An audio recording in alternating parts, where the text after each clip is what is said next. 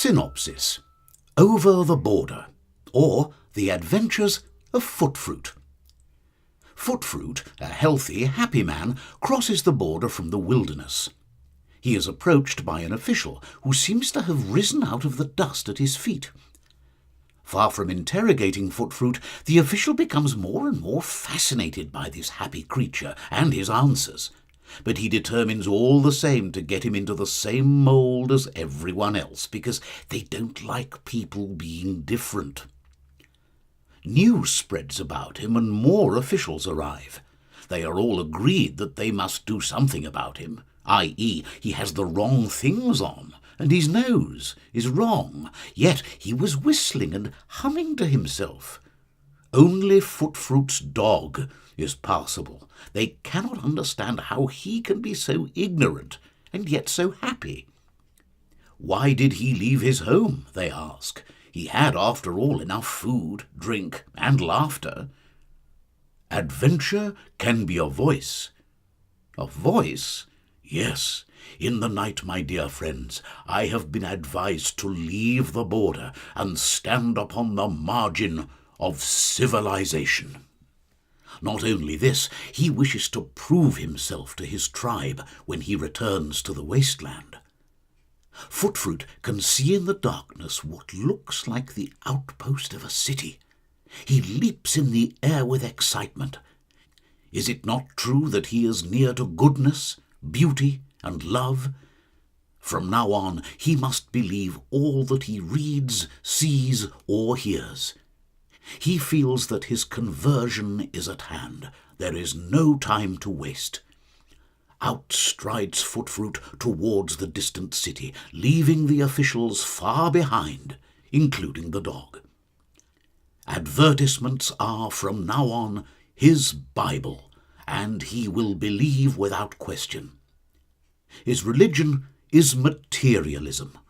The hoardings dominate everything. An avenue of hoardings. Taste. Food he has been eating is natural, therefore must be bad. Taste buds are sold in shops so that otherwise tasteless food can take on any flavour required. Smell. Natural smells are bad. Everything must be disguised. His nose grows big. Everyone stares at it on arrival. Also, he has a natural odour, which has to be got rid of. Hearing. He has been brought up to the sound of silence, or the natural ebullience of singing, finds that music is potted and permanent, and if anyone is tasteless enough to sing on their own out of sheer joie de vivre, they are sent to a reformatory where they are taught not to be antisocial. As for my hearing, it is marvellously good. No one can spoil my privacy. Not now. Touch. Civilized people don't feel. Sight. At first he couldn't see a thing, but later on he felt the truth arriving, and he forced himself to benefit from all you stand for. It was a beautiful conception, and the dog loved it. As for the hoardings, they convinced me. There have been black moments, of course, but what are they compared with this glory? Oh, science, what a lad you are!